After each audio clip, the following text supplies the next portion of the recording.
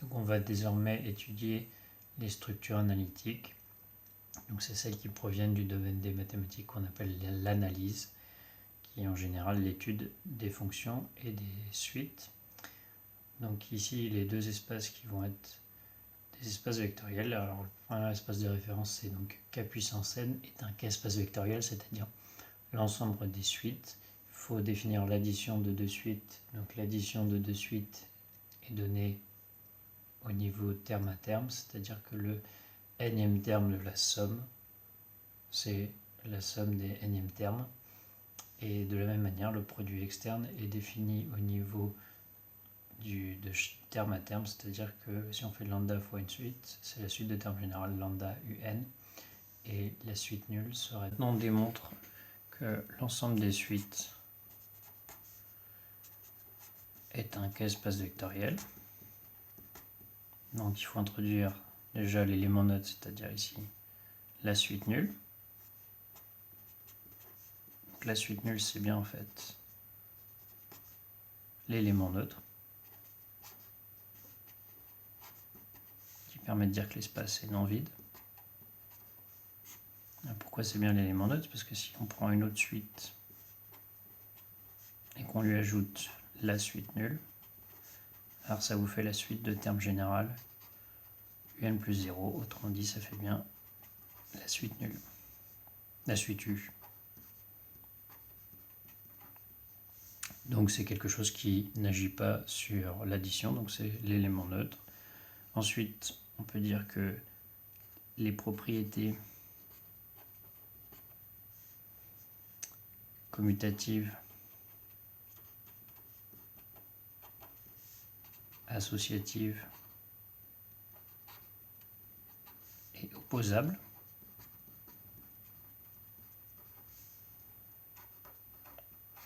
sont héritées de K. Alors autrement dit, ça veut dire que les propriétés, la somme est commutative, la somme est associative et la somme est opposable, on connaît très bien sur K, c'est-à-dire soit R, soit C. Et pourquoi ça va nous suffire comme argument? Et bien, si vous avez donc la somme qui est définie comme étant la somme de deux suites, c'est la suite du terme général U plus V. C'est-à-dire qu'il va suffire de vérifier chacune des propriétés au niveau d'un des termes de la suite. Donc pour avoir un des termes de la suite, et ben c'est simplement la somme de deux scalaires, autrement dit chacune des coordonnées, c'est un scalaire. Et donc si vous voulez par exemple vérifier associatif, l'associativité est due au fait que si vous faites une suite U plus une suite V plus une suite W, on sait que tout va se passer au niveau des coordonnées et chacune des coordonnées est un scalaire et donc on sait bien que ça vous fait la somme des trois indifféremment vu qu'on est sur K et notamment on a exactement la même chose pour commutatif, on peut inverser et donc l'opposé d'une suite c'est la suite des moins UN, donc pareil pour ça, sans aucun problème finalement.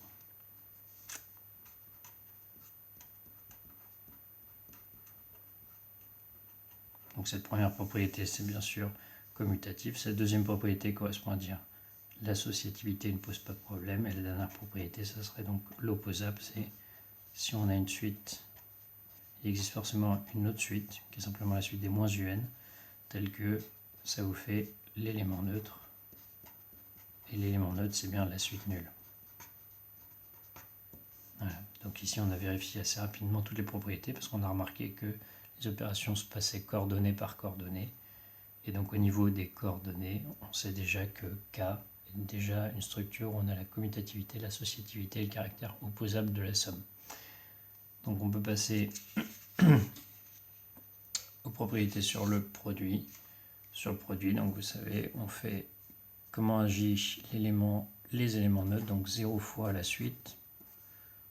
0 fois la suite, ça fait la suite nulle. Et une fois la suite, ça fait bien la suite. donc on n'a aucun problème sur les éléments neutres. L'associativité du produit, c'est si vous faites lambda mu u, normalement on pourrait se dire il y a ambiguïté de savoir dans quel sens on fait le produit, donc on va le faire dans ce sens là, ça fait lambda mu u puis lambda mu fois u. Et donc là en effet on se rend compte que les opérations se passent encore une fois au niveau des scalaires. Au niveau des scalaires, il n'y a pas d'ambiguïté sur l'associativité du produit. Et donc ça nous fait bien lambda mu fois la suite u. Voilà. Et enfin, la propriété distributif. Alors distributif par rapport au scalaire ou par rapport aux suites. Donc là, c'est par rapport au scalaire. On va avoir que c'est la suite de termes général lambda 1 plus lambda 2 un. Au niveau de chacun des termes, on peut développer et on récupère la suite lambda 1 in plus la suite lambda 2 un. Encore une fois, tout se passe au niveau de... On peut développer ici au niveau du scalaire. Et la propriété de... On développe les... On distribue les suites. Bah, ça ferait ça. C'est-à-dire que si je pars tout de suite de la suite somme et je mets contre un scalaire, ça va bien me faire lambda u plus lambda v qui se resépare en lambda la suite u plus lambda la suite v, ce qui est la propriété de distributivité par rapport aux suites. On a bien toutes les propriétés nécessaires à la structure d'un espace vectoriel et on a ainsi démontré que l'ensemble des suites k puissance n est bien un k espace vectoriel. Le second exemple de référence dans le cadre analytique est donc donné par les fonctions. Donc pour cela, on se donne i un intervalle de r et il n'y a aucune contrainte sur l'intervalle, il peut être quelconque. Par contre, il faut que l'espace d'arrivée de notre ensemble soit k, c'est-à-dire soit r, soit c.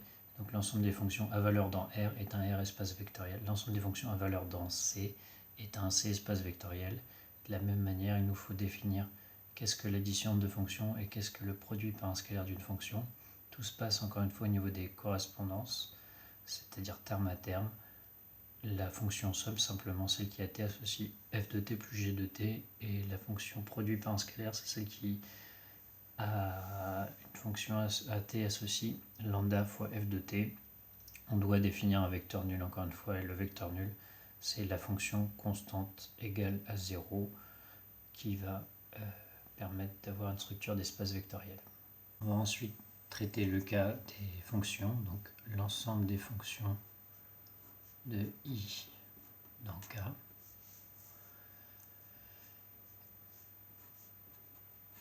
Est un K-espace vectoriel. Voilà, donc on a plusieurs propriétés à vérifier. L'élément neutre, c'est la fonction nulle. Donc c'est une fonction qui va de i dans K, qui est x associé 0. L'élément neutre.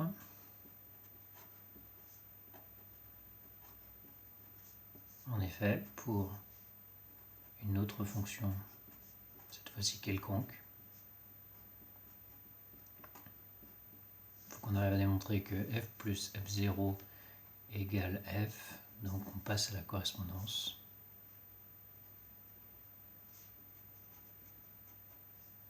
C'est-à-dire on va calculer que vaut la fonction en un x de i.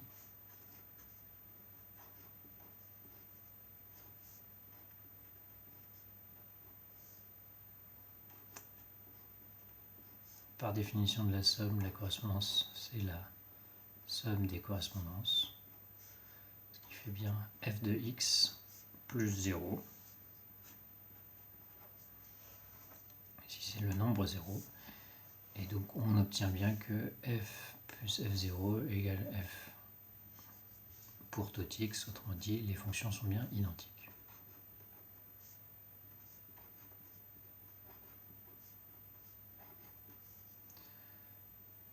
ce sont les mêmes fonctions car elles ont la même correspondance.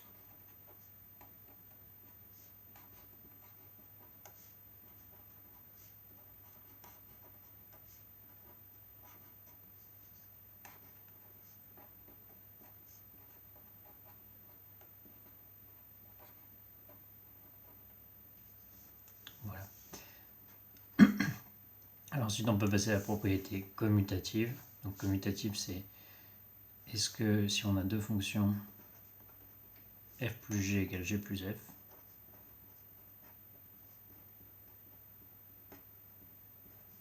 donc ici aucun problème, c'est pareil, par rapport aux correspondances on a immédiatement la propriété.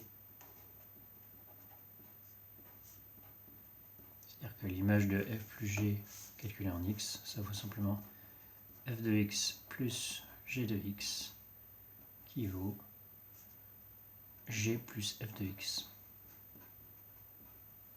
Donc en passant aux correspondances, on a bien que f plus g et g plus f sont les mêmes fonctions.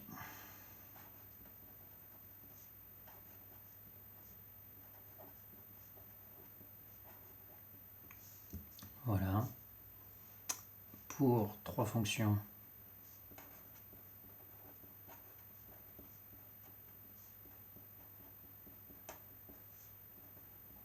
on passe à nouveau à la correspondance. Et donc on veut calculer f plus g plus h.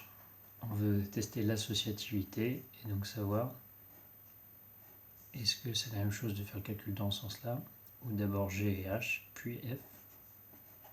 Donc on calcule. La correspondance va ainsi être f de x plus g de x plus h de x, ce qui finalement vaut bien ce qu'on aurait pu calculer si on avait fait f plus g plus h calculé en un x. Donc il n'y a aucun problème d'associativité parce qu'au niveau de la correspondance, on est dans le corps K où l'addition est bien associative.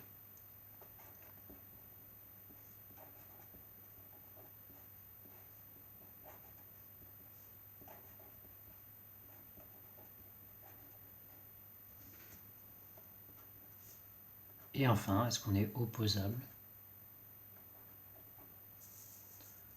Donc pour f une fonction, on peut définir une fonction moins f. Donc on la pose. C'est-à-dire on va dire qu'elle existe. Et assez naturellement, la fonction moins f, c'est la fonction qui a x associe moins f de x. Et vérifie bien, en passant la correspondance, que f plus cette fonction moins f égale la fonction nulle, autrement dit ce que j'ai appelé f0, l'élément neutre de notre espace. Voilà. Donc ensuite on va pouvoir essayer de vérifier les propriétés du produit. Les propriétés du produit sont l'élément neutre, c'est-à-dire le nombre 0 fois la fonction nulle. On aimerait que ce soit la fonction nulle. Donc ça c'est la fonction qui va de I dans K et qui a x associe 0 fois f de x. Autrement dit, ça associe tout le temps 0. Cette fonction-là, eh bien, c'est bien la fonction nulle que j'ai notée f0. Et si on fait une fois la fonction, on veut que ça soit la fonction. Alors pareil, c'est qu'est-ce que c'est que la fonction? Une fois, c'est quelque chose qui a une correspondance de I dans K et qui a un certain x associe une fois f de x. Autrement dit, c'est bien exactement la fonction f. Donc on a bien les propriétés d'éléments neutres. 0 fois f égale la fonction nulle et une fois f égale f, sans aucun problème. Et les autres propriétés qui sont donc l'associativité,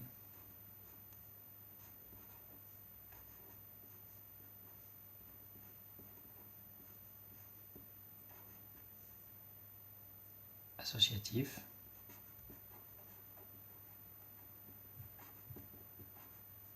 et double distributif, c'est-à-dire distributif par rapport au scalaire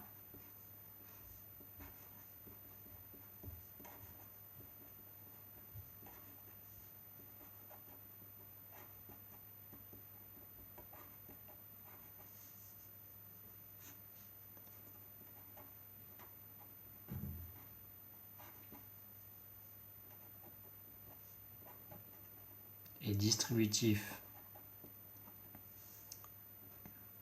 par rapport aux vecteurs. Ici les vecteurs ce sont donc les fonctions.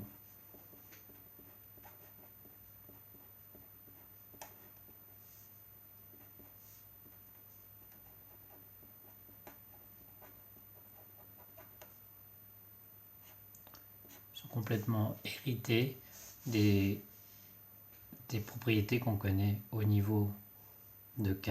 Et pourquoi au niveau de K? Parce que la correspondance, donc quand on passe à un certain X, c'est à la correspondance, on tombe dans K.